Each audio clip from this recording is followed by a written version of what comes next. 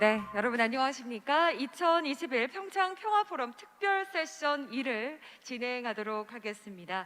함께 해주신 여러분 대단히 감사합니다. 올해는 이렇게 조금 특별하게 온오프 라인으로 저희가 준비를 하게 되었는데요. 바쁘신 일정에도 본 포럼에 애정을 갖고 함께 해주신 국내외 참석자 여러분들 그리고 온라인 참가자 여러분께 감사의 말씀을 드리겠습니다. 네, 그럼 2021 평창 평화포럼의 특별 세션 1을 바로 시작해 보도록 하겠습니다. 이번 세션은 한반도 평화와 통일의 길이라는 주제로 발표와 토론을 진행해 볼 텐데요. 좌장이신 여시재 왕선택 정책위원님께서 진행을 해 주시겠습니다. 정책위원님께 마이크를 넘겨서 진행을 부탁드립니다. 여러분 박수로 맞이해 주시기 바랍니다.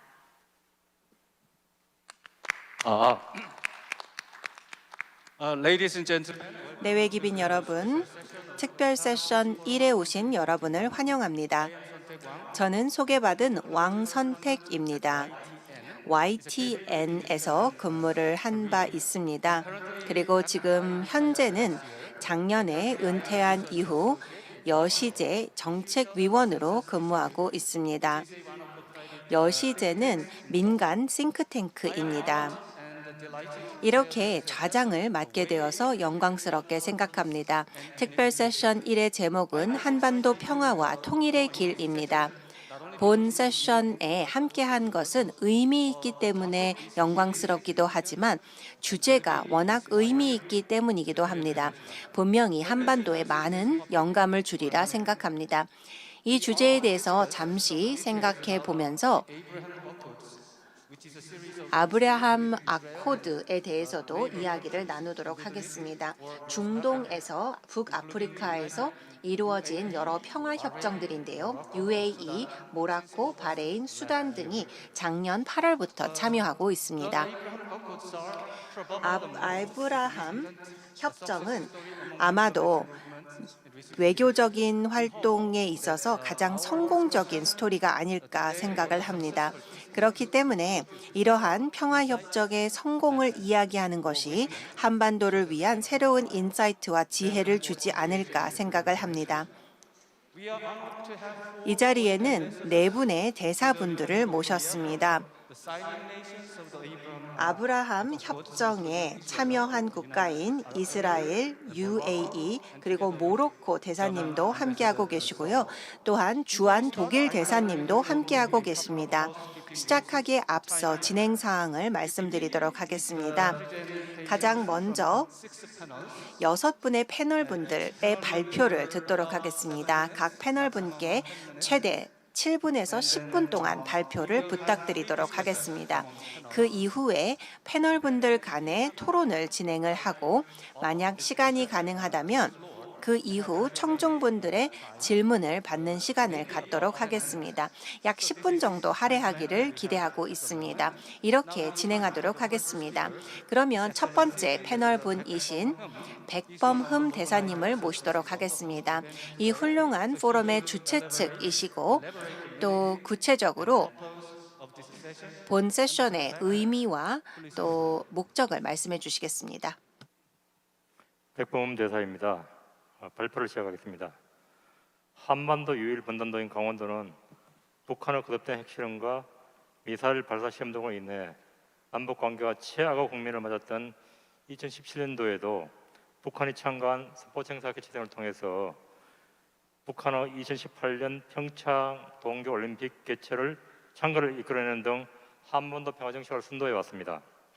하지만 2019년 2월 하노이 북미 정상회담이 결정된 이후에 2020년 코비드-19 확산으로 인해 북한의 국경지역 봉쇄, 그리고 2020년 6월 개성 남북 공동연락소 사무소 폭파, 그리고 2020년 9월 서해 NLL 인근 우리 공무원 살해 사건 등 한반도 정세가 사실 그렇게 평화롭지 못한 것이 사실입니다. 강원도도 이에 대해서 상당히 오래 해왔습니다. 그리고 북한은 강원도가 제외한 그리고 한국이 제외한 여러 지원 사업에 대해서 그렇게 확실한 대답을 해주지 않아 왔습니다. 그럼에도 불구하고 2021년 들어 새로운 변화를 기다릴 수 있는 긍정적 희망적 신호가 일부 감지되고 있습니다. 미국의 선거를 통해서 바이든 행정부가 출발했는데요. 그 바이든 행정부가 출범하면서 북미 관계 개선을 위한 모종의 그런 씨앗이 움트고 있다고 그렇게 보여집니다. 두 번째는 우리 코비드 19이 상당히 백신도 그렇지만 치료제도 개발되고 있고, 그래서 북한도 이제는 문을 열고 한국 포함 국제사회와 협력을 할 필요가 있지 않나 그렇게 생각을 하는 것 같습니다. 그리고 또 하나는 지난 1월달에 개최된 제8차 그 농광대회인데요. 그때 북한이 내부를 다지고 외부를 향해서 나아가겠다는 그런 조짐을 시사한 그렇게 해석이 됩니다. 그런데 그 한반도는 현재까지 2021년 2월까지도 세계 유일의 분단지구로 남아 있습니다. 그렇지만 독일과 베트남은 벌써 오래전에 통일을 했습니다. 그리고 중동 지역의 이스라엘과 UAE, 모로코, 수단, 바레인은 중동 지역 정세 변화에 대응하는 한편 상호 안보 경제 이익 정진을 위해서 지난 2020년 외교관계를 수립 또는 복귀를 했습니다. 강원도는 진보 보수가 손을 맞잡고 쥐나가서 결정적 순간을 포착하여 통일을 이루었다는 측면에서 독일의 사례를 참고하고, 그리고 통일 후에 남북 사회 구성원 간 비교적 순조로운 통합을 해나갔다는 측면에서 베트남의 사례를 검토를 하고요. 그리고 중동 지역 정세 변화에 대응하여 수교 또는 복귀를 결정한 중동 국가들의 사례를 참고로 삼아서 현재 진행 중인 동아시아 정세 급변에 대응한다는 차원에서 남북 관계 개선과 함께 하회 평화 통일이 긴요하다는 점을 국내외에 널리 알리고자 합니다.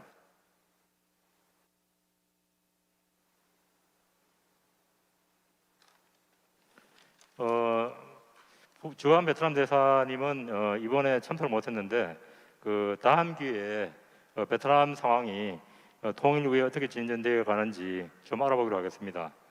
이런 관점에 비추어서 참석하신 분 중에서 우리 이영길 자마관님은 이 특별 세션이 개최된 배경을 저도 설명해 주시고요. 그 다음에 중동국가 대사님들은 어떤 배경하에서 왜 상호평화 협상을 하고 수교 또는 복귀를 했는지, 그리고 독일 대사님은 통독 과정 등을 설명해 주시면 좋겠습니다. 그리고 독일 대사님, UAE 대사님, 모로코 대사님, 이스라엘 대사님은 각기 보는 이 세션이 한반도 평화 유지에 그리고 통일에 어떠한 시사점이 있는지 말씀해 주시면 감사하겠습니다. 끝으로 우리 그 좌장이신 왕선택 박사님의 총평이 있겠습니다. 감사합니다. Thank you so much. 대단히 감사합니다, 대사님. 다음으로는 Introduce Dr. Lee Young-gil. 이영길 박사님을 소개합니다. Yes, go ahead. Dr. Lee Young-gil 네, is 이영길 박사님은 현재 강원도 미래전략자문관으로 함께하고 계십니다. 이영길 박사님께서도 본 포럼의 주최 측에 함께하고 계십니다.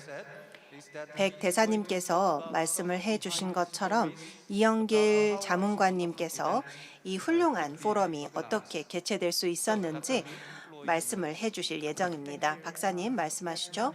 네, 감사합니다. 말씀을 들으신 바와 같이 저는 강원도 미래전략자문관으로서 도지사님께 자문을 제공해드리고 있습니다.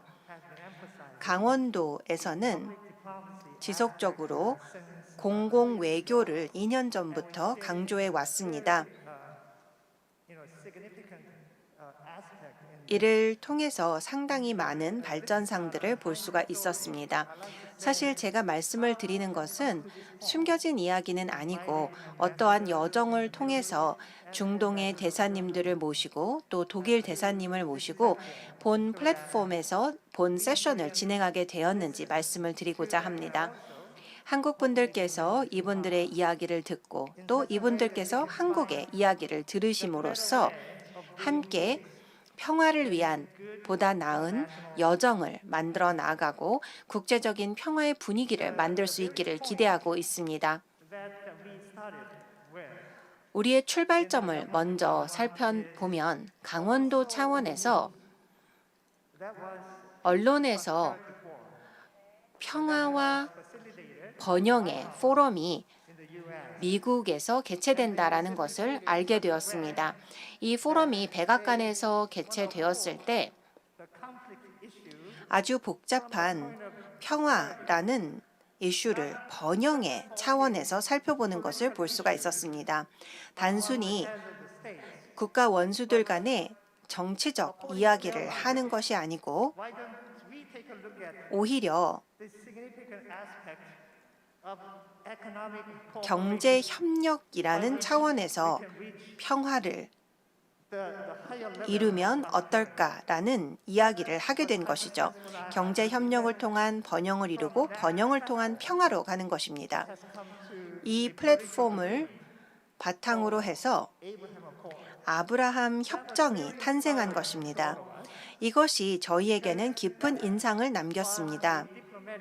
왜냐하면 아브라함 협정은 외교적인 합의였기 때문입니다. 특히나 이스라엘, UAE, 모로코, 그리고 수단, 바레인이 함께한 협정입니다.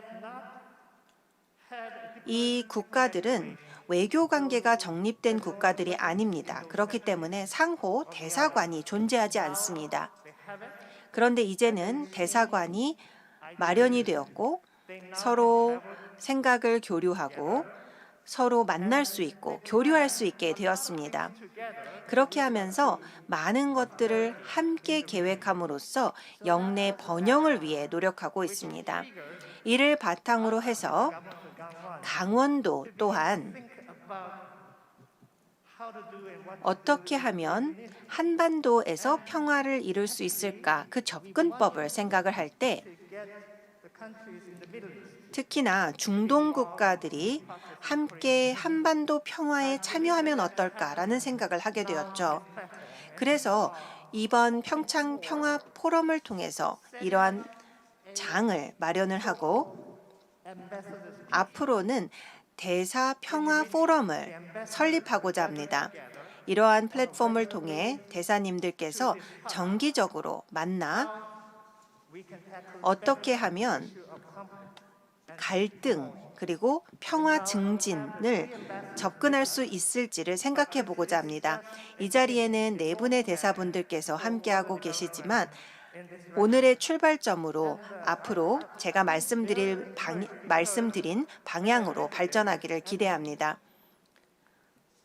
제가 각 대사관을 방문을 했을 때에도 이러한 아이디어들을 제안해 주시는 것을 볼 수가 있습니다.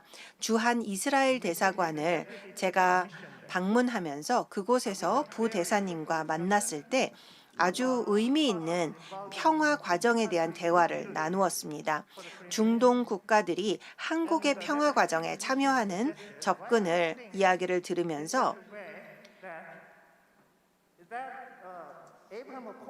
아브라함 협정이 미국의 백악관에서만 이루어지는 것이 아니고 한반도에서도 가능하다라는 이야기를 들었습니다. 외교적 평화 협정이기 때문입니다. 그렇기 때문에 아브라함 협정에 참여했던 국가의 대사분들을 하나의 공동 플랫폼으로 마련을 해서 같이 이야기를 나누면 어떻겠느냐라는 제안을 받았기 때문에 제가 주한 UAE 대사관도 방문을 했고 그렇기 때문에 UAE 대사님께서 강원도지사님과 만나게 되셨고 그 이후 UAE와 강원도 간의 외교적 관계가 발전해 왔습니다. 우리 모두가 이 자리에서 함께 교훈을 얻고자 합니다. 어떻게 중동의 국가들이 이렇게 훌륭한 솔루션들을 마련했는지 배우고자 합니다. 과거에 유례가 없었던 결론을 어떻게 마련할 수가 있었고 이것이 한반도에 어떻게 적용될 수 있는지 이야기를 나누고자 합니다. 제가 들었던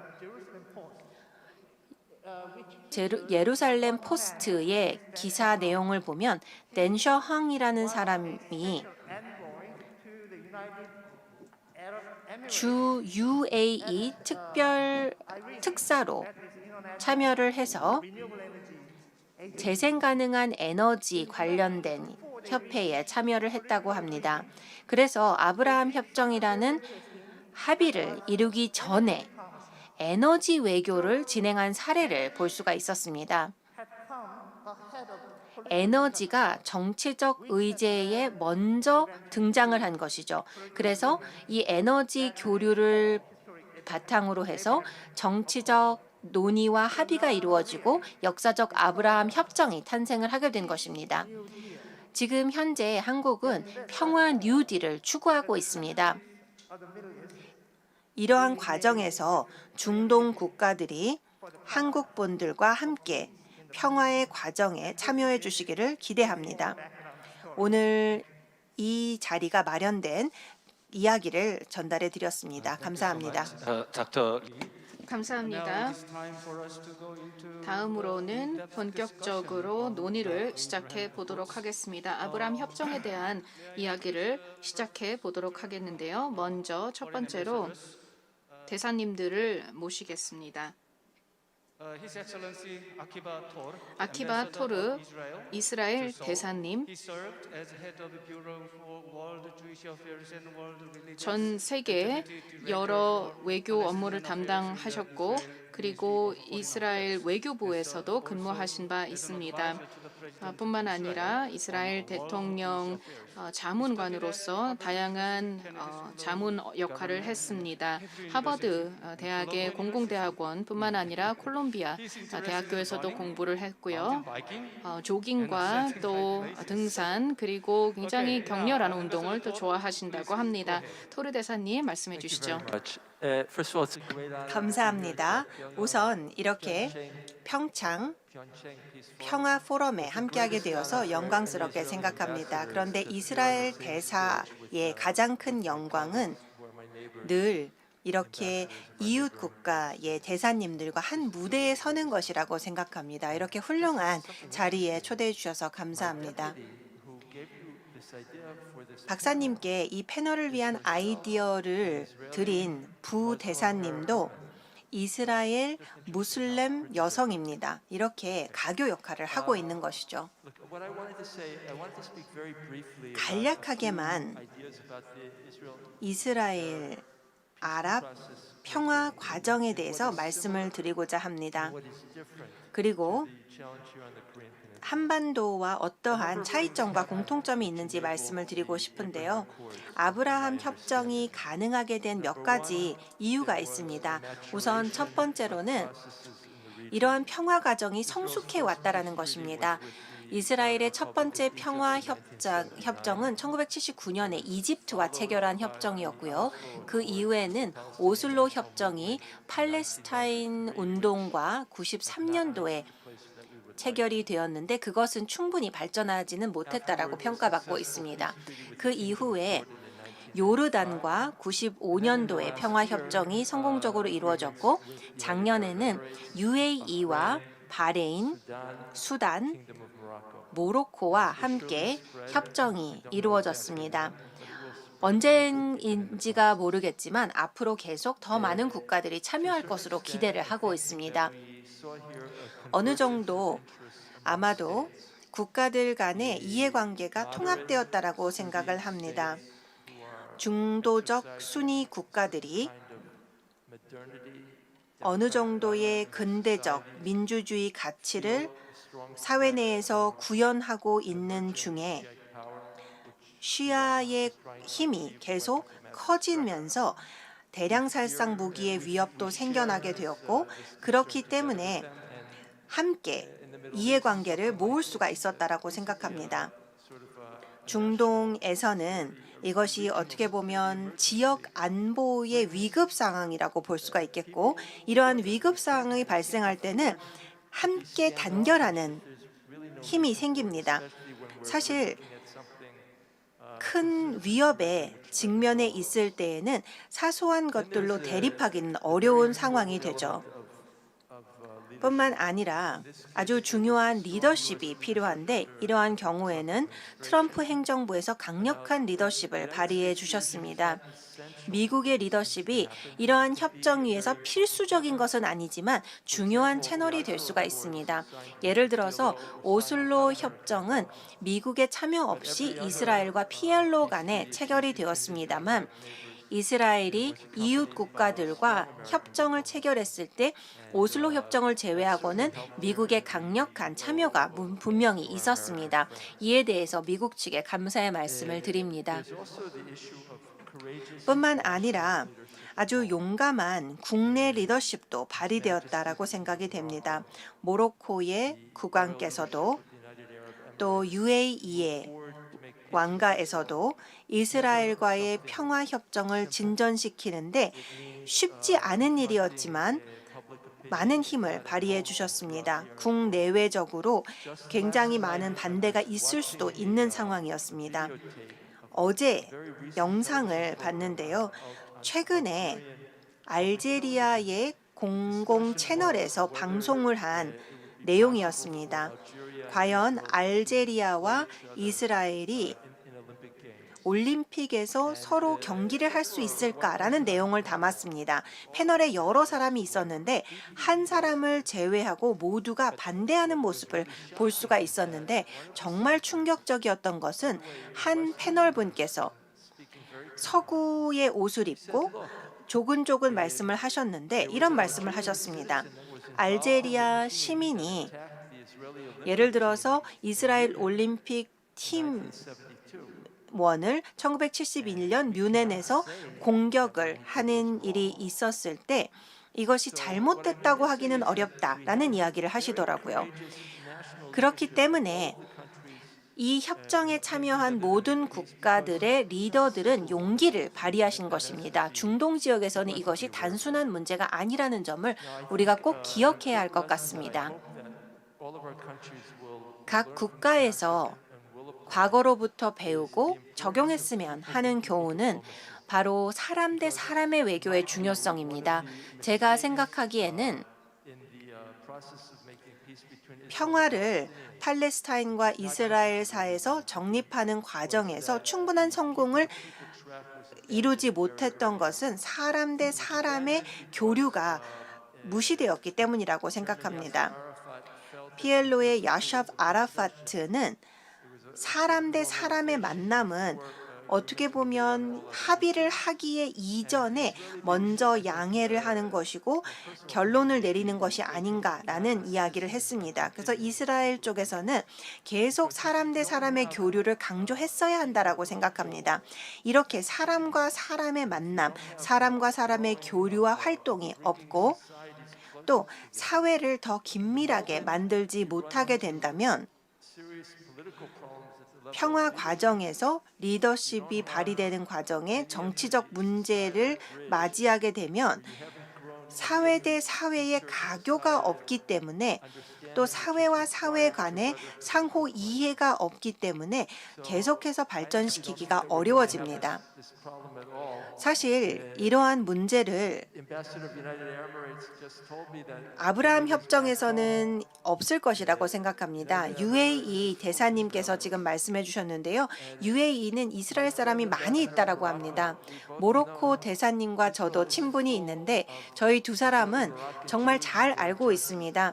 이스라엘에도 모로코 출신의 유대인들이 굉장히 많이 있어서 이스라엘에 살고 있는 모로코 출신의 유대인들이 정말 사랑하는 모로코의 국왕을 뵙고 모로코에 다시 가보고 싶은 사람들이 많이 있습니다. 이런 것들을 우리가 존중해야 한다고 생각합니다. 한반도와 관련해서 말씀을 드리자면 물론 저는 한반도의 전문가는 아닙니다. 그렇지만 결국은 평화 과정과 정당성은 다른 문제라고 생각합니다. 아랍 이스라엘 평화 과정에서 늘 나오는 질문은 유대인과 유대인 국가가 과연 역사적으로 중동이었던 이슬람 국가였던 곳에 국가를 확립할 권한이 있을까, 물리적으로 그곳에 있을 권한이 있을까를 늘 논의해 왔습니다. 그렇지만 남북 간의 관계를 생각을 해보면 서울의 사람이던 부산 사람이던 평양 사람이던 개성 사람이던 거기에서 살 권리가 있는지 없는지를 논의할 필요가 없습니다. 오히려 어떠한 형태의 정부가 필요하고 어떠한 형태의 경제 체제가 필요한지, 또 정당성이 있는 정부가 무엇인지를 논의할 수는 있겠지만 실제 사람들이 그곳에 살 권한이 있는지를 논의할 필요는 없는 상황입니다. 물론 이것이 어떻게 보면 더 어려운 문제이고 어떻게 보면 더 쉬운 문제입니다. 질문하는 것이 상대방이 그곳에서 살 수 있는지를 묻는다면 어느 정도의 합의가 가능하죠. 예를 들어서 이스라엘과 팔레스타인 사람 간에 계속 협상을 해서 평화를 만들 수가 있고, 또 여기까지는 이스라엘 사람들이 살고 여기까지는 팔레스타인 사람이 살고, 여기에는 이스라엘 정부가 있고 여기에는 팔레스타인 정부가 있고, 이런 것들을 합의를 할 수가 있고 해결책을 찾을 수가 있습니다. 한국 같은 경우에는 어려움들이 분명히 있죠. 물론 중동과는 또 다른 어려움들입니다. 중동 지역 같은 경우에는 갈등이 굉장히 폭력적인 성향을 70년 동안 띄어왔습니다. 물론 전체 사상자 숫자를 지난 70년간의 이스라엘 전쟁에서 세어본다면 한국 전쟁의 사상자 숫자와는 비교도 않게 적습니다. 한국의 전쟁이 3년밖에 되지 않지만 훨씬 사상자가 많았죠. 그럼에도 불구하고 지난 70년 동안 중동에서 상당히 폭력적인 갈등들이 많이 있었습니다. 그러면 어떻게 평화를 구축할 수 있고, 또 한국은 무엇을 할 수가 있고 한국 정부는 무엇을 할 수가 있을까요? 할 수 있는 것들은 상당히 많이 있다고 생각합니다. 한국의 기업들 그리고 한국의 정부는 때로는 리스크를 회피하는 성향을 보였고,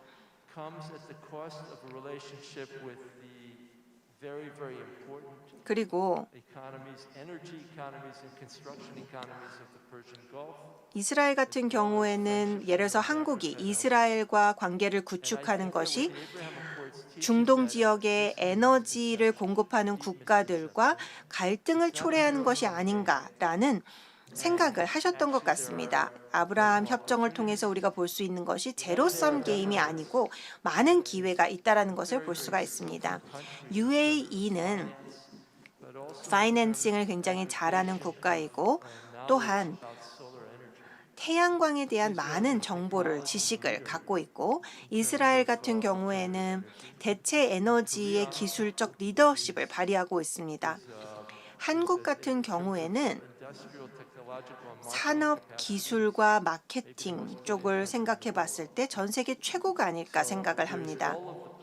따라서 우리 모두가 함께 할 수 있는 여지가 분명히 있습니다. 서로 도울 수 있는 여지가 분명히 있고, 분명히 모로코와도 비슷한 상황, 또 유럽에 있는 국가들과도 비슷한 상황을 만들어내고 한국과도 역동적인 관계를 구축할 수 있을 것이라 생각합니다. 감사합니다. 감사합니다. 토르 대사님. 말씀을 해주신 것을 보면 상당히 중요한 점들을 지적을 해주셨습니다. 저희가 실제 토론할 수 있는 시간이 되면 한국이 어떻게 이스라엘의 또 중동의 경험을 반영할 수 있는지 말씀해 주시기 바랍니다. 다음 연사분을 모시도록 하겠습니다. 압둘라 사이프 알 누아이미 주한 아랍에미리트 대사님이 다음에 말씀을 해주시겠습니다. 미국에서 유학을 하신 후에 아부다비 투자청에서 일을 하게 되었습니다. 시니어 분석관 그리고 미국 시장 전문가였고 1997년에 민간 민영화 과정, 다시 말해 수력과 또 에너지 관련된 민영화 과정에 참여하셨고 또한 독립적인 수력 및 발전 부문의 민영화에 앞장서셨습니다. 그리고 그 이후에 UAE 대사로서 현재 주한 아랍에미레이트 대사를 맡고 계십니다. 대사님 말씀해 주시죠. 네, 감사합니다. 좌장님, 내외 귀빈 여러분, 참석해 주신 여러분 안녕하십니까? 먼저 이 자리를 빌어서 강원도 도지사님께 초청해 주신 데 대해서 감사의 말씀을 드리고 싶습니다. 저희를 초청해 주셔서 UAE의 경험을 공유할 수 있게 되어 정말 기쁘게 생각합니다. 제가 말씀을 드릴 내용은 저희 국가, 즉 UAE가 중동 국가들과 함께 어떻게 중동 평화 협정을 체결할 수 있었는지에 대한 것입니다. 아브라함 협정을 체결하게 되었는데 2020년 체결된 협정입니다. 아브라함의 이름을 따라서 아브라함 협정을 맺게 되었는데요. 이것은 유대인뿐만 아니라 무슬림들에게 조상에 해당하는 이름이기 때문입니다. 이후에 UAE와 이스라엘이 2020년 9월에 협정을 맺게 되었습니다. 이 협정에 따라서 평화를 구축하고 외교 관계를 구축해서 양자 간의 관계, 다시 말해 UAE와 이스라엘 관계를 정상화한다는 내용을 담고 있습니다. 그뿐만 아니라 양자 간 협력을 강화함으로써 교역과 투자, 항공, 과학, 보건 그리고 관광 부문에서 협력하겠다는 내용을 담고 있습니다. 따라서 이러한 협정 내용을 보면 역사적인 성과이며 즉각적으로 의미 있는 양국 간의 안보, 사회 그리고 경제 혜택을 가져다주는 내용을 담고 있습니다. UAE가 이렇게 두 개의 협정에 서명을 하게 된 것은 UAE의 외교 정책과 일치하는 것입니다. 평화적인 공존과 그리고 화해를 모색하겠다는 UAE의 의지를 담고 있습니다. UAE는 이러한 협정들이 최초의 중대한 결정으로서 이 지역의 안보와 번영에 기여할 것이라고 믿고 있습니다. 이스라엘과의 양자 관계를 개선하고 양국이 본격적으로 미국과 함께 협력을 하게 된다면 이 지역에 더 많은 기회와 또 잠재력을 가져다 줄 수 있다고 믿습니다. 경제와 과학, 문화 측면에 있어서 발전이 있을 것으로 기대합니다. 뿐만 아니라 이러한 결정들을 통해서 UAE 국민들과 또 이 지역의 국민들이 안정을 누리고 번영을 누릴 수 있을 것입니다. 협정을 통해서 기반이 마련되어서 이러한 우리의 공동의 목적들을 달성할 수 있고 일자리가 창출될 수 있으며 특히 청년 일자리가 창출될 것입니다. 이 지역의 인구의 65%는 30세 이상 이하로 젊은 인구를 가지고 있습니다. 그래서 젊은이들에게 큰 기회를 가져다 줄 것입니다. 최근에 여론조사에 따르면 이 지역의 젊은이들은 이스라엘 국가와의 협력을 원한다는 것을 알 수 있었습니다. 과거에 수십 년간 이어져 왔던 팔레스타인 이스라엘 갈등에서 벗어나기를 원합니다. UAE와 관련하여 팔레스타인인들의 의견들 그리고 현재 우리 국민들의 의견들을 바탕으로 보면 결국 이 주변 국가들과의 관계를 개선하는 것을 희망한다는 것을 볼 수 있습니다. 그렇게 함으로써 중동의 항구적인 평화가 구축이 될 수 있다고 생각하는 것입니다. 이것은 또한 국제사회의 지원을 받기도 합니다. 양자 간의 관계가 개선이 되고 UAE와 이스라엘이 협력을 하게 된다면 점진적으로 여러 가지 변화가 나타나게 될 것입니다. 하지만 이 조약의 가능성을 실현하기 위해서는 더 많은 노력이 필요합니다. 그래서 이미 UAE와 이스라엘은 긴밀하게 협력하고 있습니다. 이런 협력을 통해서 코로나 상황을 극복하는 데에도 함께하고 있습니다.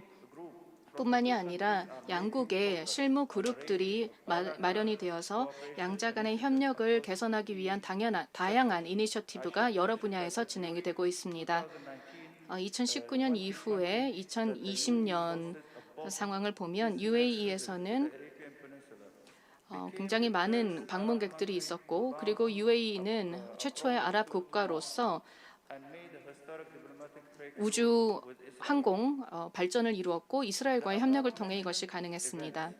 이러한 역사적인 발전 상황을 보면 UAE의 모델이 되는 것을 볼 수가 있는데 UAE는 문화를 관용하고 그리고 모든 여러 가지 차이점들을 끌어안는 그런 문화를 가지고 있습니다. 그리고 사회와 경제 번영을 위한 노력을 계속하고 있으며 이 지역의 많은 국가들이 함께할 수 있는 모델을 제시하고 있습니다. 그리고 두바이 2020 엑스포를 저희가 개최했습니다. 그리고 2021년에는 저희 UAE가 설립된 지 50년 이 기념을 하게 될 것입니다. 그래서 2021년은 굉장히 중요한 해가 되는데 UAE는 앞으로도 코로나19를 극복하는 데 중요한 역할을 하게 될 것입니다. 물론 경제적인 여러 가지 어려움은 있지만 이를 극복하기 위해 노력할 것입니다. 한반도의 평화 상황을 생각을 해보면 UAE와 이스라엘이 체결한 평화 협정이 한반도에 중요한 의미를 가진다고 생각합니다. 남북 간의 평화로운 공존과 그리고 남북한 주변 국가들과의 평화를 위해 중요한 시사점을 가지고 있습니다. 오늘 개최되는 이 포럼이 한반도의 평화 그리고 주변 국가들의 평화에 기여하기를 바랍니다. 감사합니다. Thank you so much. 대단히 감사합니다, 대사님. The next speaker, 다음으로는 Ambassador of Morocco, 모로코 대사님을 모시도록 하겠습니다. Rashadi. 차픽 라샤디 대사님을 모시겠습니다. 제가 제대로 발음을 했는지 모르겠습니다. Marrakesh, Morocco. 주한 모로코 왕국 대사님으로서 2002년부터 2016년까지 Parliament for 국회의원으로서 3번 served as a vice president. 지내셨고 또한 모로코 의회의 부의장도 지내셨습니다. 여러 프로젝트와 파트너십을 의회와 국제기구 간 진행하셨으며 월드뱅크, 민주주의를 위한 웨스트미니스터 단체 그리고 EU와 협정을 이끌어내셨고 또한 그 이후에 주한 모로코 대사로 임명이 되셨습니다. 대사님 발표 부탁드립니다. 네, 감사합니다. 대사님들, 내외 기빈 여러분, 언론인 여러분, 신사숙녀 여러분, 신의 평화와 은총이 여러분들과 함께하시기를 바랍니다. 본 포럼에 말씀을 드리고 싶은 것은 평화는 명사가 아니고 동사라는 것입니다. 제가 왜 이 제목을 정했는지 발표를 통해 이해하게 되시리라 생각합니다. 우선 주최 측과 스텝 여러분들의 노고로 오늘 이렇게 안전하게 모이게 되어 감사의 말씀을 드립니다. 코로나19라는 팬데믹 상황 속에서도 이러한 자리를 가능하게 해주셔서 감사드리고요. 설날을 맞이하면서 새해 복 많이 받으시라는 말씀도 드리고 싶습니다. 평화라는 단어는 전 세계 수십억 명이 꿈꾸고 있는 단어입니다. 이 꿈은 모든 언어, 모든 배경, 신념, 경험을 가진 사람들이 공유하고 있습니다. 한국은 과거에 많은 어려움을 겪어왔습니다. 식민지 시대를 겪었고 한국 전쟁을 겪었으며 재건의 어려움도 겪었습니다. 하지만 한국은 국제사회의 일상적인 성실을 통해서 평화를 이룰 수 있다는 것을 보여주었습니다. 실제 우리가 함께하고 있는 강원도는 북한과 같은 국경을 맞대고 있고 또한 번영과 성공을 위한 평화를 구가하고 있습니다. 그렇기 때문에 평창 이곳에서 2018년 동계올림픽에 한반도기 아래 북한 선수들과 한국 선수들이 같이 입장을 했었죠. 그리고 전 세계 많은 사람들이 인류의 화합을 상징하는 올림픽에서 이렇게 함께 입장하는 모습을 살펴봤습니다. 평창의 한자적 의미 그대로 평화가 창성하는 곳이죠. 그렇기 때문에 이렇게 산으로 둘러싸여 있는 이곳에서 평창 평화 포럼이 개최되고 전 세계의 많은 사람들이 함께 모여 우리가 원하는 평화를 논의하는 것은 아주 적절하다고 생각합니다. 하지만 동시에 평화는 수동적 상태가 아닌 적극적 과정이라는 점을 기억해야 할 것입니다. 이 자리에 참석해서 대표되고 있는 모든 지역과 국가, 즉 강원도, 독일, 이스라엘, UAE, 그리고 모로코는 분명히 이를 역사를 통해 경험을 했고 또 현재를 통해 평화라는 것이 명사가 아닌 동사라는 것을 충분히 경험하고 있습니다. 우리의 국가와 지역에서 평화는 조용히 이루어진 것이 아니고 지속적인 화해와 대화의 결과물입니다. 이러한 정신을 바탕으로 오늘의 포럼이 지속적인 소통으로 이어져서 이곳에서 적극적인 대화가 이루어질 뿐만 아니라 한반대 전역과 아시아, 중동, 아프리카 그리고 전 세계에서 적극적 대화로 이어지기를 기대합니다. 오늘 우리가 심는 이해와 대화의 씨앗이 앞으로 평화가 창성하게 되는 결과로 이어지기를 기대합니다. 내외기빈 여러분, 이제 두 번째 모로코에 대한 이야기를 말씀을 드리고자 합니다. 모로코 왕궁은 평화의 유산을 갖고 있고 수백 년 동안 이러한 유산을 유지해 왔습니다. 모로코는 아프리카 북부와 유럽이 만나는 곳이고 유럽에서 14km 떨어져 있고 대서양과 지중해가 만나는 곳이며 아프리카, 주중해, 유럽의 국가들은 수백 년 동안 모로코에서 교차하며 상호 관용과 대화의 공간을 만들어내고 이것은 우리의 헌법에도 반영이 되어 있습니다. 또한 종교에 대한 관용도 모로코의 역사의 일부입니다. 한국과 유사하게 모로코 왕국 또한 7, 8세기에 이루어졌습니다. 여러 왕국이 있었는데 이스라엘 왕국은 스파라드 유대인들이 스페인 종교 재판을 피해서 오는 피난처가 되어 주었고 로마 시대의 기독교인들이 박해를 피할 수 있는 피난처가 되어 주었습니다. 다양한 거버넌스를 평화적으로 받아들이고 문화를 받아들임으로써 모로코 왕국은 영국으로부터 미국이 독립했을 때 최초로 미국을 독립국가로 인정한 국가가 되었습니다. 그 이후에 프랑스령 당시 다양한 종교의 공존은 핵심적인 필요였습니다. 이것은 무하메드 5세 왕께서 모로코에 살고 있는 유대인들을 홀로코스트 당시 강제 수용소로 보내지 않겠다라고 선언한 것으로 잘 나타나고 있습니다. 1956년 독립 이후 모로코는 적극적으로 세계 외교 무대에서 자리 잡기 위해 노력했으며 많은 우방국들과 외교 관계를 맺었고 1962년에는 한국과 외교 관계를 맺었으며 다양한 국가들과 강력한 파트너십을 구축해 왔습니다. 모로코는 늘 급격하게 변화하는 세상 속에서 평화의 유산을 유지해 왔습니다. 그러면 다음으로는 지난 몇 세기 동안 평화의 과정을 설명드리겠습니다. 1975년 하산 2세 왕께서는 모로코의 국민들을 그린 마치에 참여하도록 독려하셨습니다. 당시에 비무장한 35만 명이 사하라를 행진했습니다. 이를 통해서 국가의 독립을, 자주권을 평화적으로 주장했습니다. 무하메드 6세 왕께서는 그때 당시에 그린 마치가 동원, 절제, 그리고 정의의 추구에 아주 독특한 사례다라고 평가했습니다. 사하라 지역을 회복시키면서 이 지역은 경제의 허브가 되었고 평화와 협력, 전략적 지정학적 공간이 되면서 평화와 안정, 번영을 경험할 수가 있었으며 모로코의 남부 주에서는 외교적 돌파구를 마련을 하면서 UAE를 포함한 19개 국가가 영사관을 개설하게 되었습니다.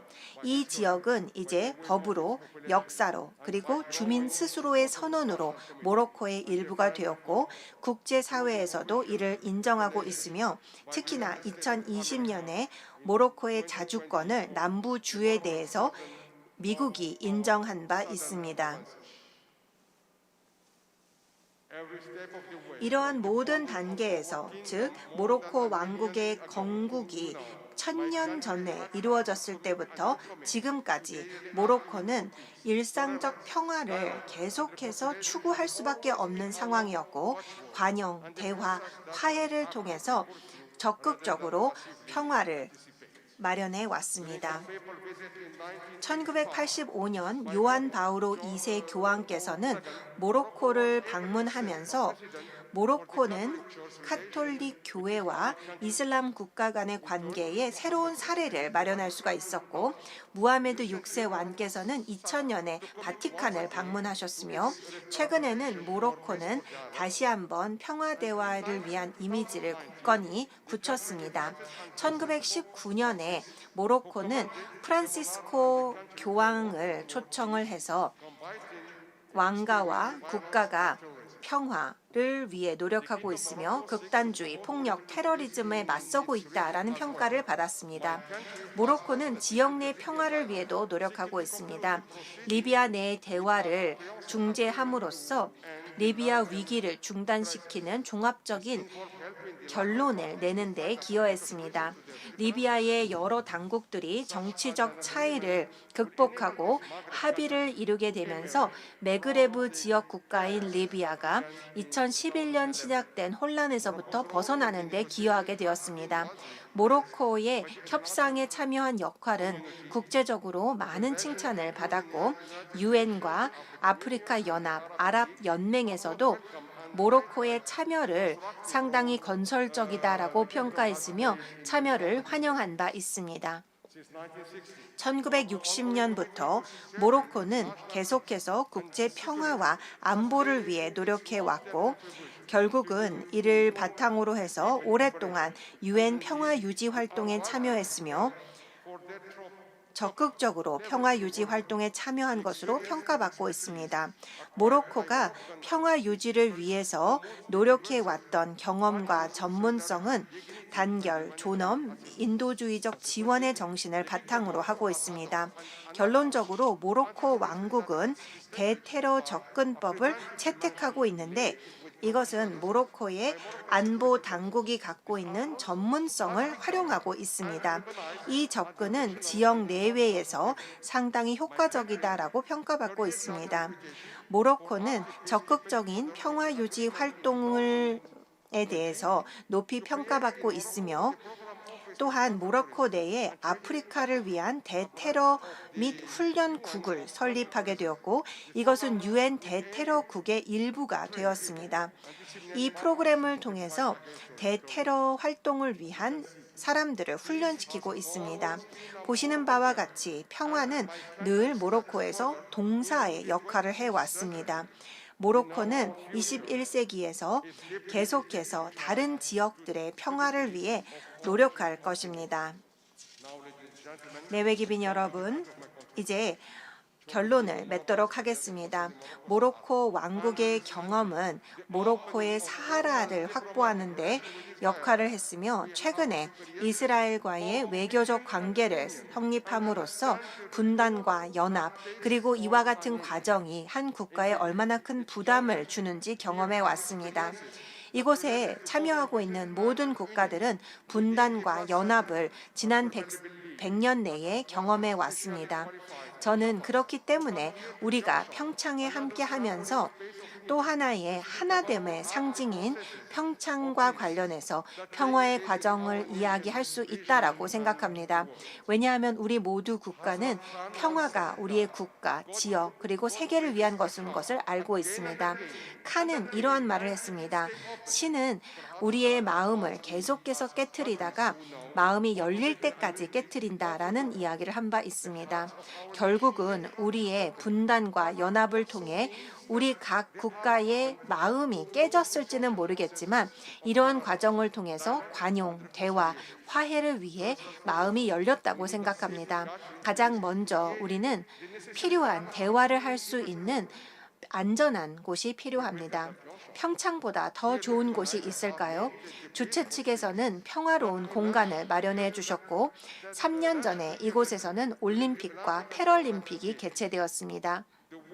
전 세계는 이곳에서 올림픽에 참여를 했고 올림픽이야말로 국제적인 단합의 상징이라고 생각합니다. 이제는 우리가 이 자리에서 평화에 대한 적극적 참여를 논의하고 있습니다. 둘째, 우리는 시민 담론과 공정한 의사결정 과정을 이곳에서 이루어야 한다고 생각합니다. 각 국가가 2018년 올림픽 당시 자신의 국기를 들고 이곳에 참여했던 것처럼 우리는 이제 다양성을 받아들여야 합니다. 그때 당시에 각 선수는 신사적인 경쟁을 통해 자신의 역량을 뽐냈는데 이제 이곳에서는 외교관들과 각 국가 대표들이 우호적인 분위기 속에서 평화 유지를 의논하고 평화 유지를 위한 역량을 의논할 때가 되었다라고 생각합니다. 올림픽은 항상 문제가 생길 때 심판을 통해 문제를 해결하는 것처럼 우리 또한 갈등의 관계를 해결할 수 있는 방안들이 필요합니다. 마지막으로 평화 포럼을 성공적으로 개최하는 것으로 만족해서는 안 된다라고 생각합니다. 비슷한 경험과 열린 마음을 가진 사람들끼리만 평화 포럼에 참여한 것을 넘어서서 각 국가에서, 지역에서, 해외에서 적극적으로 평화의 과정을 구가하며 한반도 위에서 한국과 또 이웃국 간의 화해와 평화를 위해 우리가 함께 싸워야 할 것입니다. 이 포럼에 참여하는 모든 사람들은 우리가 늘 어려운 대화를 할 수밖에 없는 입장이 될 것입니다. 그리고 적극적으로 평화적 결론을 이루기 위해 기여해야 할 것입니다. 내외기빈 여러분, 한국 국민들의 꿈은 인도주의적 사랑과 평화적 대화를 통일된 한 국가로 구축하는 것을 꿈꾸고 있습니다. 이 자리에 참여하는 모든 국가들은 분단과 침묵 그리고 행동이 없음이 평화로 이어질 수 없다라는 것을 알고 있습니다. 우리는 중재와 결론을 내리는 우리의 전문성을 동원해서 적극적이고 창의적인 솔루션을 마련함으로써 우리가 직면해 있는 위협에 맞설 수 있다고 생각합니다. 매 순간 우리는 평화라는 것이 쉬는 상태가 아니고 명사가 아니고 적극적인 동사로서 동원, 절제, 그리고 정의의 축으로 반드시 이어져야 한다는 것을 알고 있습니다. 이를 통해서만 평창이 약속하는 평화의 창성을 이룰 수 있다고 생각합니다. 여러분 모두의 평화를 빌어드립니다. 감사합니다.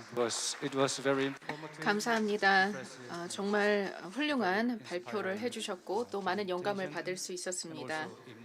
뿐만이 아니라 감정적으로도 많은 어필이 있었던 그런 말씀을 해주셨습니다. 다음으로 마지막으로 또 중요한 분을 모시게 되었습니다. 주한 독일 대사님이신 미하엘 라이펜슈툴 대사님. 네, 발음 제가 잘 했나요? 네, 이제 말씀해 주시죠. Many thanks. 네, 정말 감사드립니다. 제 이름이 쉽지 않은데요. 네, 죄송합니다. 제가 대사님을 소개해드렸어야 하는데 좌장으로서 그 부분을 하지 못했습니다. 잠시만 시간을 주시기 바랍니다. 미하엘 라이펜슈툴 대사님은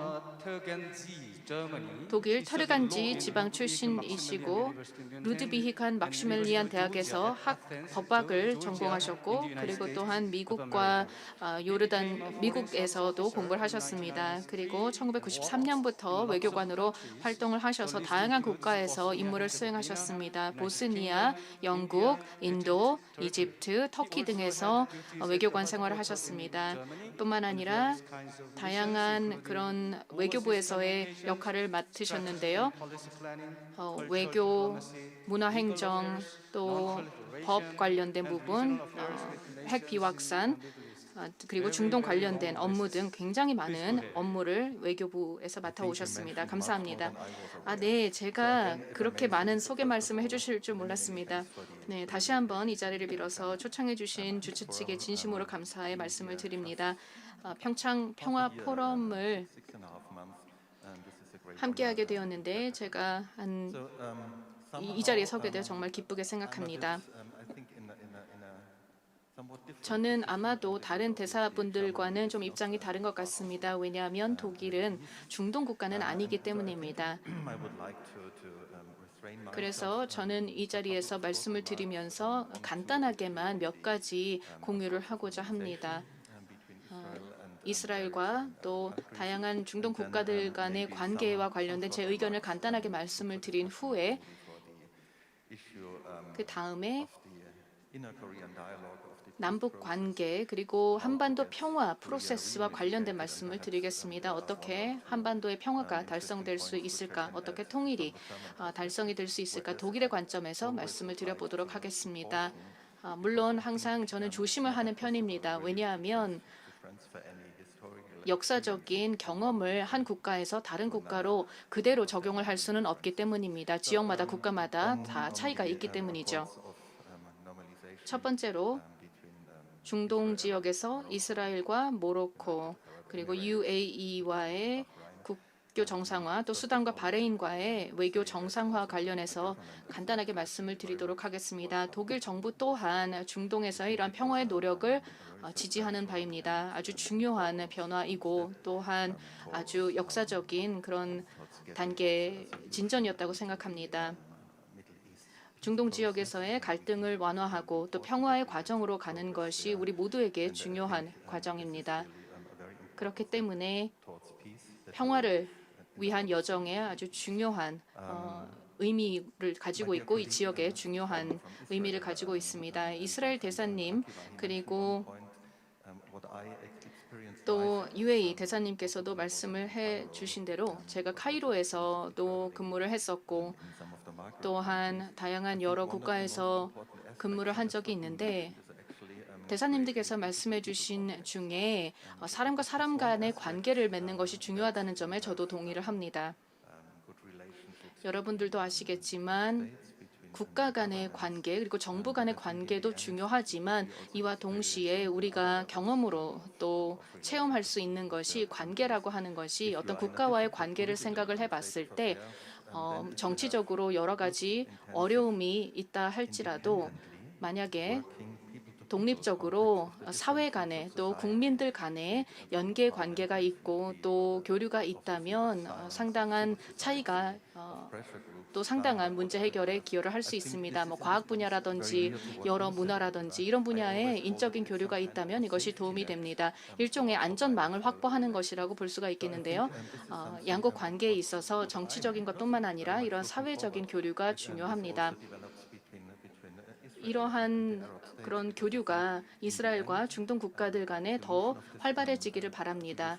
왜냐하면 결국 중동 지역에서의 영구적인 평화를 구축하는 것을 그 목표를 달성하기 위해서는 정치적인 노력뿐만이 아니라 어떤 사회적인 또 국민들 간의 노력과 교류가 있어야만 안전망이 확보되기 때문입니다. 두 번째로 또 말씀을 드리고 싶은 것은 앞서서도 언급이 되었지만 아마도 외교라는 측면에서 더 강조되어야 될 것이 있는데 결국은 이런 모든 협상과 또 노력들은 제로섬 게임이 아니라는 것입니다. 제로섬 게임이라고 생각을 한다면 이런 프로세스는 성공할 수 없습니다.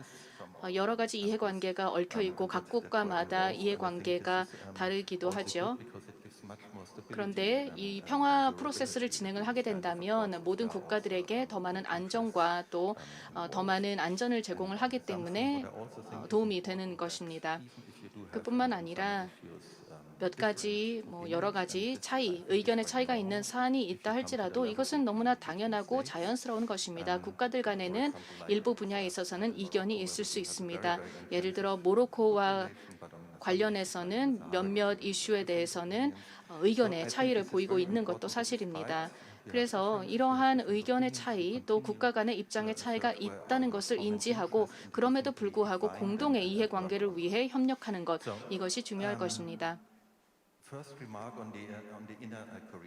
다음으로 한반도 상황에 대해서 말씀드려 보도록 하겠습니다.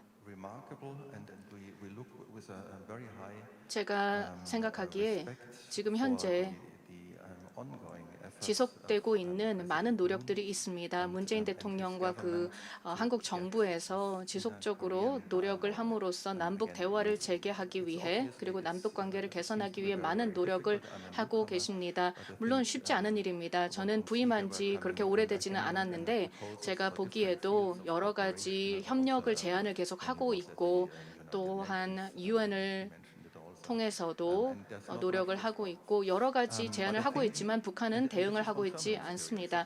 그런데 독일의 경험에서 비추어 말씀을 드리자면 이러한 노력을 지속하는 것이 중요하다고 봅니다. 정책적으로도 지속되어야 하고 또한 내부적으로 비판이 있다 할지라도 꾸준히 해야 되는 것이죠.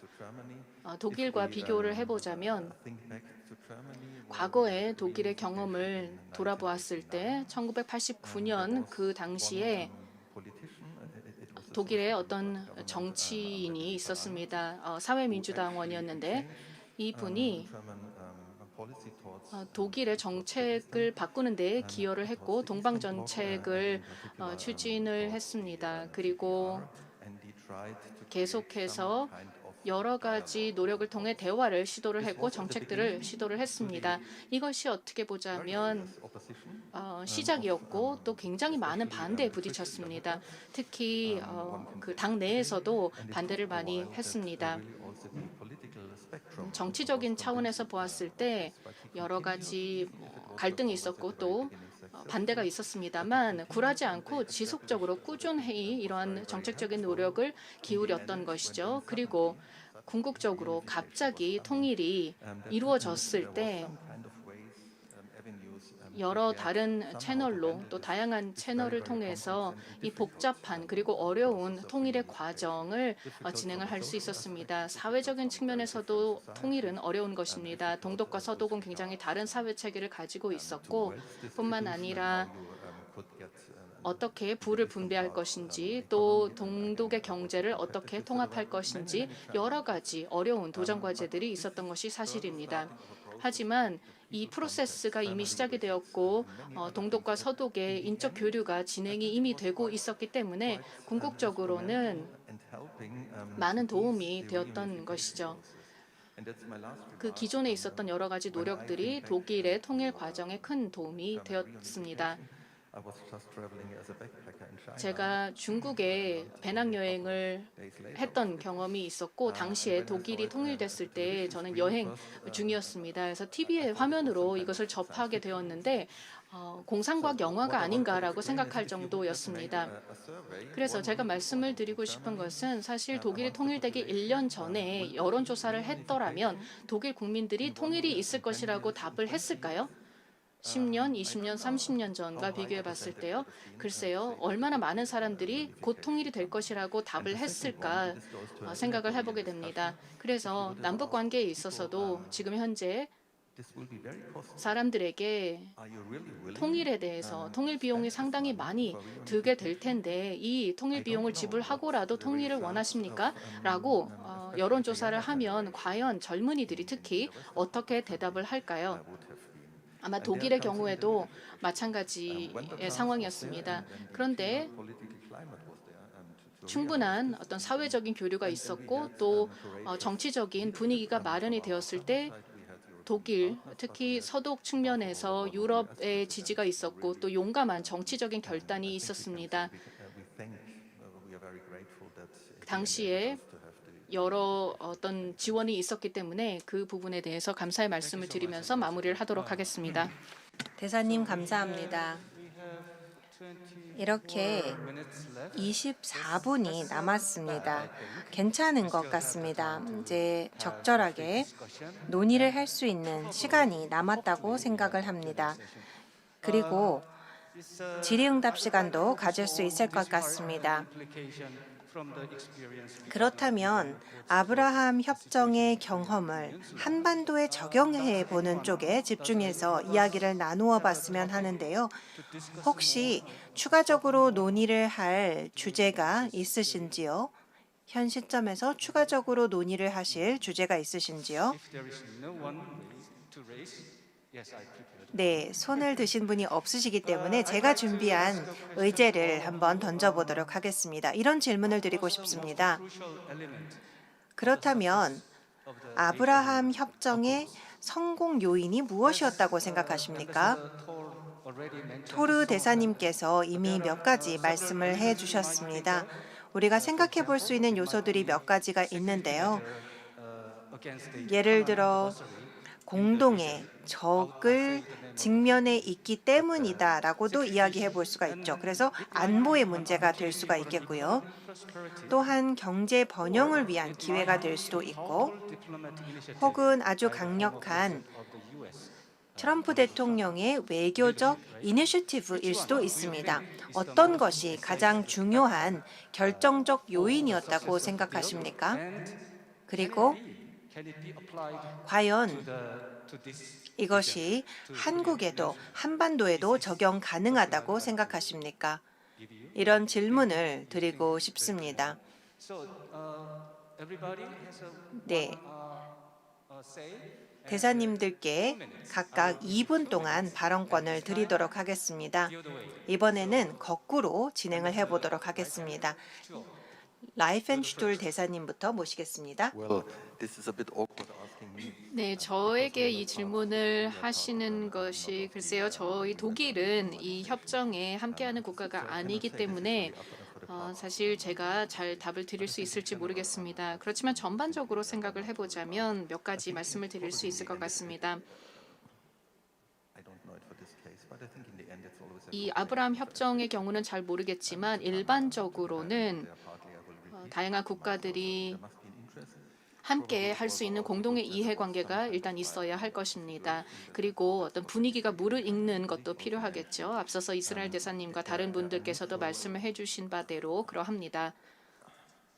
All the countries in the region benefit. 지역에 그 관련된 국가들이 혜택을 볼 수 있는 것들이 있어야 합니다. 그것이 이러한 협정의 중요한 것이겠고 또 리더십이 중요합니다.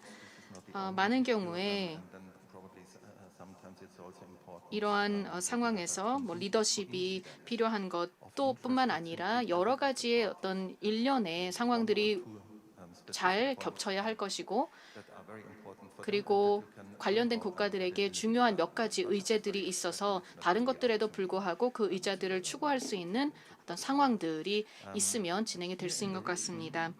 I don't know. 관련해서 이 동아시아 지역 한반도와 관련해서는 제가 한 6개월 전에 부임을 했기 때문에 정확히 다 파악을 하지는 못했지만 상당히 복잡한 프로세스이고 또 한반도는 굉장히 독특한 그런 환경에 놓여 있다고 생각합니다. 왜냐하면 북한은 핵을 개발하고 있다는 그 중대한 이슈가 있기 때문이죠. 이것은 아마 다른 지역, 즉 중동과 같은 지역과는 다른 차원이라고 생각합니다. 북한은 계속 핵 개발을 하고 있고 또 미사일 개발을 하고 있습니다. 이것은 상당한 우리 모두에게 우려이자 위협이 되는 것이죠. 이 지역뿐만 아니라 재확산이라는 그런 차원에서도 전 세계적인 우려를 낳고 있는 이슈입니다.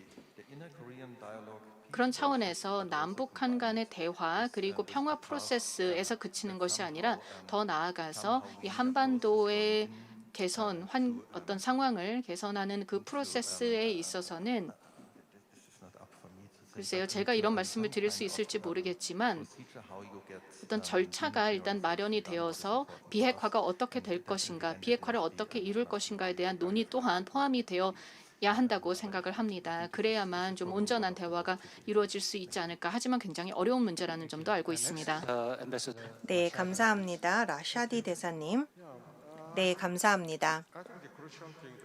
제가 생각하기에는 여기서 강조해야 하는 점은 리더십입니다. 리더십이 상당히 중요합니다. 예를 들어서 무하메드 6세 국왕 그리고 그 이전에 그 선왕과 그 이전의 선왕의 리더십이 중요했다라고 생각합니다. 모로코와 이스라엘의 관계를 보면 단순히 정상화 이상을 의미합니다. 그 역사를 살펴봐야 하는데요. 수백 년 전까지 거슬러 올라가게 됩니다. 그래서 양 국가의 관계를 생각해 봐야 하고 또 이 협정의 성공을 생각해 봤을 때 모로코의 상황을 잘 아시는지 모르겠습니다만 이스라엘 대표단이 모로코를 방문했을 때 대표 단장이 아랍어로 이야기를 했을 뿐만 아니라 모로코 사투리까지 구현하는 것을 볼 수가 있었습니다.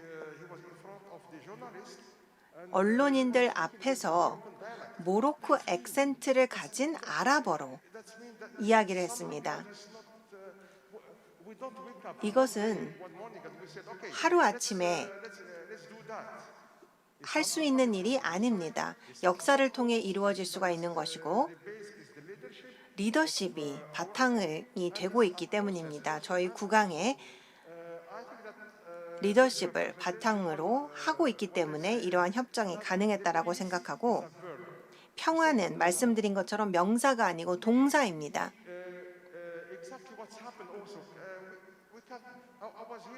제가 2018년에도 이 자리에 함께 했습니다. 평창 올림픽 당시에 이곳에 함께 했습니다. 그때 전 세계는 한국과 북한이 함께 한반도 기하에서 입장하는 모습을 지켜봤습니다. 그리고 단일팀으로 출전을 하는 모습도 봤습니다. 그래서 함께 다른 팀을 싸웠다라는 것 자체가 한국 전체를 상징한다고 생각합니다. 감사합니다. 다음으로 알 누아이미 대사님 말씀해 주시죠. 네, 감사합니다. 제가 보기에 아브라함 협정을 체결할 수 있었던 것은 여러 가지 이유가 있었겠지만 제가 말씀을 드린 바대로 이 지역의 인구의 65%는 젊은 사람들이고 중동의 평화를 원하는 시민들입니다. 그리고 저희 UAE의 정책 자체도 관용의 정책을 가지고 있습니다. 수년 동안 이러한 중동에서의 불안정을 해소하는 것이 저희에게 중요했습니다. 그리고 평화를 구축함으로써 먼저 모범을 보이면 다른 국가들이 따라올 것이라고 생각했습니다. 모로코와 바레인, 수단 등이 함께하게 되었고 앞으로 더 많은 아랍 국가들이 함께하게 되기를 기대합니다. 팔레스타인과 이스라엘의 갈등의 역사가 있습니다. 그리고 이러한 갈등의 역사가 때로는 도움이 되기도 합니다. 관광객들 또 관광업 같은 경우에도 이스라엘과 팔레스타인의 관계 때문에 방문하기보다는 다른 여러 가지 이유 때문에 방문을 하는 것이고 또 중동 지역의 평화를 위해서 우리가 무언가를 하지 않는다면 우리 지역의 젊은이들에게 일자리를 창출하지 못할 것이고 그들에게 더 밝은 미래를 줄 수 없다라는 그런 생각을 하게 되었습니다. 그리고 이 지역을 방문하는 관광객들에 대한 공격도 계속되었는데 이것도 그쳐야 된다라고 생각했습니다. 이 지역의 안정과 평화를 구축하는 것이 우리 모두의 공통의 목표라고 생각했다는 것입니다. 그래서 우리 관련된 국가들의 리더들의 의지이기도 했지만 또 국민들의 의지이기도 했습니다. 그러한 의지가 있었기 때문에 협정이 체결이 성공적으로 될 수 있었습니다. 평화를 위한 의지가 있었던 것이고요. 그래서 한국과 북한도 앞으로 평화로운 공존을 위해서 협력하기를 기대합니다. 매우 야심찬 목표이기도 하고 또 국가 지도자들 차원에서의 의지가 필요한 것인데 미래를 우리는 생각을 해보아야 합니다. 더 번영하는 미래를 생각해 보아야 하죠. 왜냐하면 UAE에서도 과거에 연연하는 것이 아니라 미래를 꿈꾸고 있습니다. 저희가 2019년에 교황을 초청을 했었고 그리고 더 평화로운 공존 그런 미래를 만들어 나가고 싶습니다. 이 지역 모두를 위해서 말이죠. 감사합니다.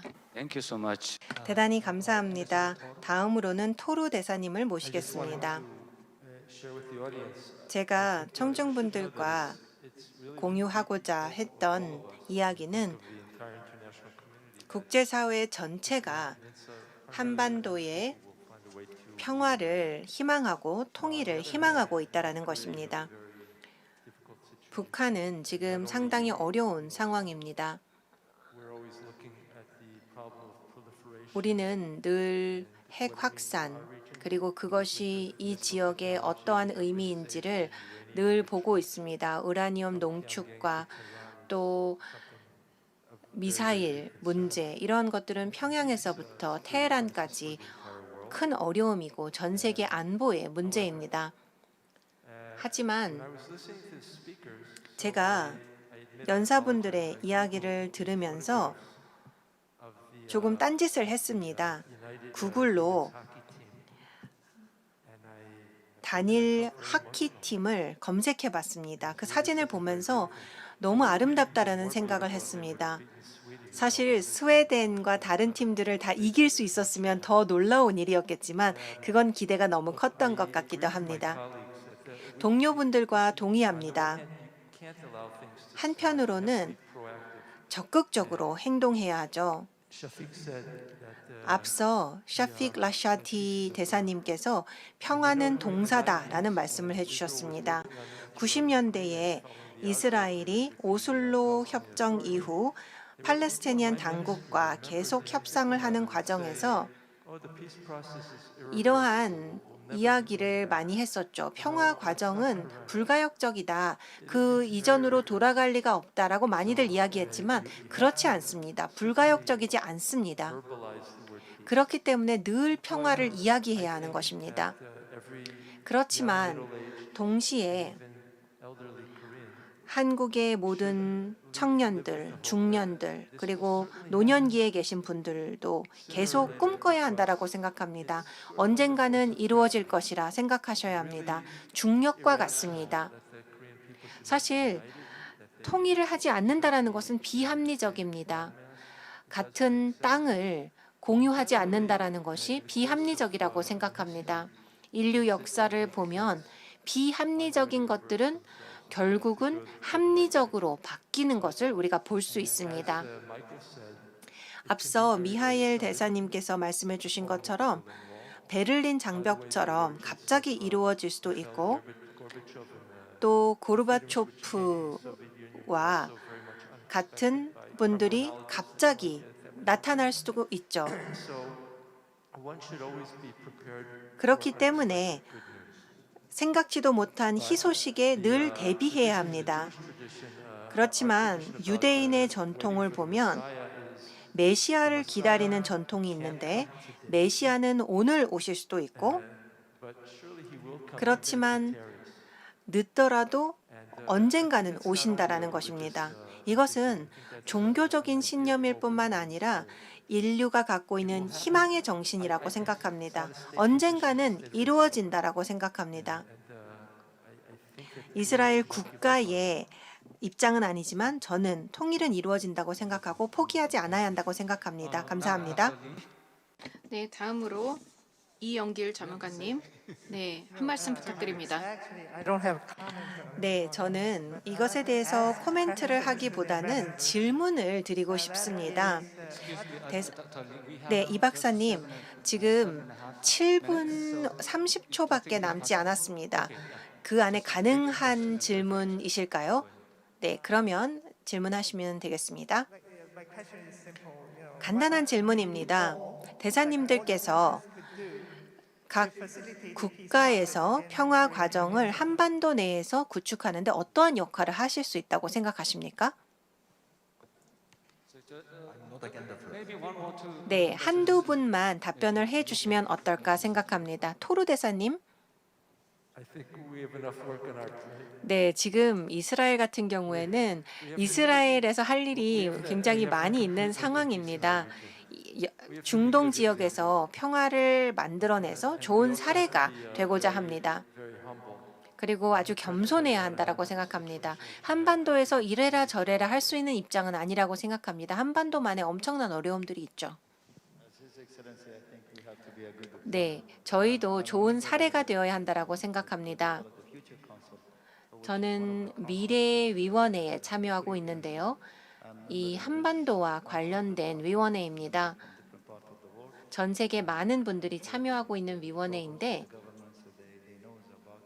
많은 정부분들도 참여하고 계시고 알고 계시리라고 생각을 합니다만 peaceful manner, what's we gonna do after 평화롭게 normalization relation between North and South?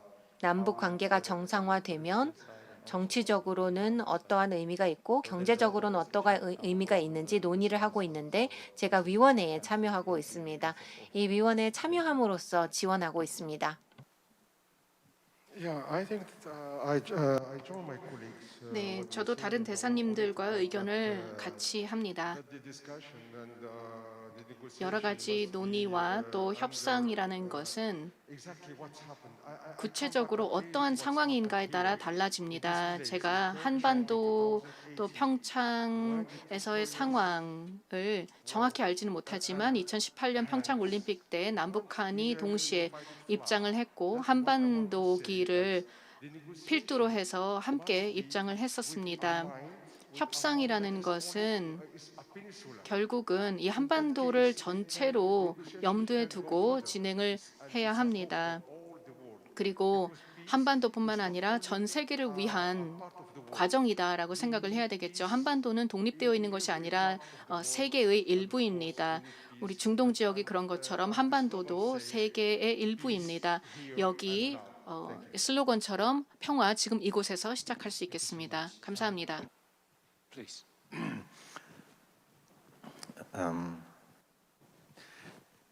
Two remarks. 네, 간단히만 말씀을 드리겠습니다. Government and the German government, we do have 한국과 독일 정부는 양국 간에 여러 가지 논의를 하고 있습니다. 통일부 간의 교류 그리고 경제부 간의 교류를 통해서 정례적인 교류를 하고 있고요. 독일이 통일하는 과정에서 어떠한 경제, 사회적인 의미가 있었는가, 결과가 있었는가에 대해서 양국 정부 간의 정보 교류를 계속하고 있습니다. 그뿐만 아니라 이제 다양한 여러 가지 노력이 진행이 되고 있는데요. 2 weeks ago when we had 한 2주 전에 저희 독일에서 독일의 저희 부처 장관님과 또 한국의 장관님 간의 고위급 대화가 또 있었습니다.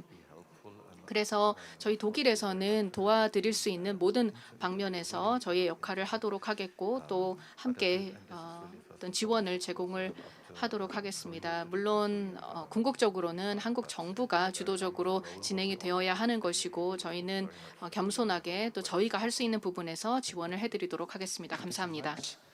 대단히 감사합니다. Now, Ambassador Beck, please. 네, 그러면 백 대사님 말씀해 주시겠습니까? I have many questions, but 네, we 저는 know we 질문이 don't have 굉장히 time. 많이 있습니다만 시간이 굉장히 부족한 Therefore, 상태입니다. I would like to ask Ambassador 저는 of Germany. 독일 대사님께 한 가지 질문만 드립니다. As you know, the 강원 아시는 바와 같이 강원도는 세계 유일하게 분단되어 있는 지자체입니다. and the Görlitz, a German city. 글리치라는 독일 도시 또한 Germany and 과거 현재 폴란드와 독일 사이에 분리가 되어 있는데요. happens between East Görlitz and West 동그리치와 서그리치 간에 어떻게 소통이 이루어지는지 궁금합니다. You know about Görlitz? 게를리치 시에 대해서 아시나요? No? 모르시나요? Sorry, let me take it. 네, This was probably a phonetical problem. 아마도 But I can assure you, I'm very much willing to 제가 look into it, as we did 지금 현재 그 도시의 이름을 정확하게 알아듣지는 못했지만 차후에 정보를 알아보고 말씀을 드리도록 하겠습니다. 죄송합니다.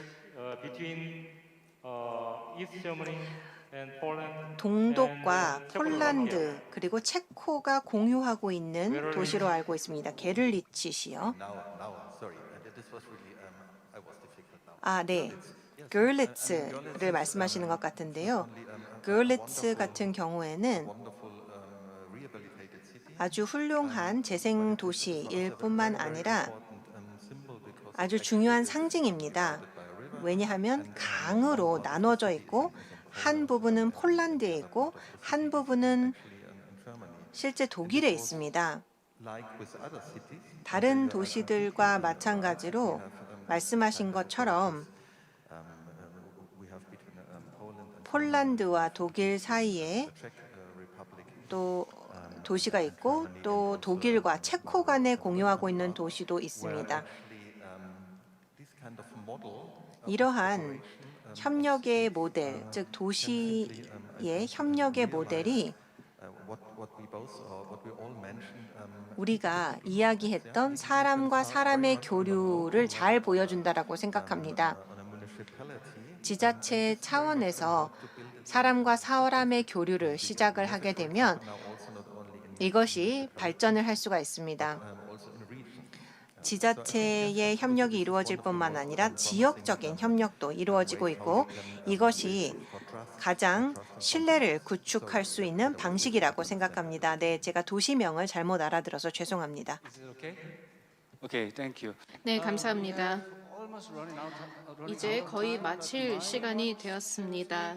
제가 시계를 보니까 한 2분 정도 시간이 남아 So we 있습니다. have 2 more minutes and but 2 minutes is a little 한 bit 2분 정도 시간이 남아 있어서 그렇게 많지는 않아서 질의응답을 진행을 하기는 어려울 것 같습니다. 따라서 질의응답을 진행하지는 않도록 하겠습니다. 마지막으로 제가 마무리 발언을 하면서 이번 세션을 종료하도록 하겠습니다. 중동 지역에서의 성공적인 평화 협정이 가능했던 것은 많은 대사님들께서 말씀해 주신 대로 희망을 놓지 않았기 때문인 것 같습니다. 그것이 가장 중요한 메시지입니다. 여러 가지 요소들이 있었죠. 하지만 이스라엘과 UAE, 모로코 국민들은 정부는 포기하지 않았습니다. 평화가 도래할 것이라는 평화의 희망을 계속 붙잡고 있었던 것이죠. is a incentive. 그리고 또한 중요한 것이 인센티브를 제공하는 것입니다. 인센티브가 있어야만 어떠한 딜이 성공적으로 체결될 수 있습니다. 우리를 위한 인센티브뿐만 아니라 상대방을 위한 인센티브가 있어야 합니다. 인센티브는 그렇기 때문에 한반도 차원에서는 한국뿐만 아니라 북한에도 도움이 되는 인센티브가 있어야 된다는 것을 알게 되었습니다. 또한 세 번째로는 국내의 어떤 환경과 국제적인 환경이 모두 조성이 되어야 된다는 것인데요. 굉장히 어려운 난제들을 해결해야 합니다. 그런 가운데 전 세계 환경이 바뀌고 있고 정세가 바뀌고 있기 때문에 기회의 창이 열릴 수 있습니다. 언제 그 기회의 창이 열릴지 모르기 때문에 일단 내부적으로 계속해서 준비를 하고 그 기회를 포착하기 위해 노력해야 하며 계속해서 전 세계와 소통함으로써 어떤 상황이 벌어지고 있는지를 파악하고 있어야 합니다. 이번 세션이야말로 저희에게 있어서는 미래를 준비하는 데 큰 의미가 있었다고 생각합니다. 전 세계와 소통할 수 있는 기회가 되었습니다. 이 박사님께서 말씀해 주신 바대로 현재 강원도는 이 세션, 특히 스페셜 세션을 이렇게 대사님들과 함께 정례적으로 개최하는 것이 좋을 것 같습니다. 대사님들과의 평화 포럼 혹은 라운드 테이블 형태가 될 수 있겠는데요. 이러한 노력이 의미가 있을 것이라고 생각합니다. 이것으로 이번 특별 세션 1을 마무리하도록 하겠습니다. 참석해 주신 패널 분들께 진심으로 감사드립니다. 적극적으로 열띤 토론과 논의를 해주셔서 감사드리고 주최 측에도 감사드립니다. 여러분들에게 행운을 빕니다. 감사합니다.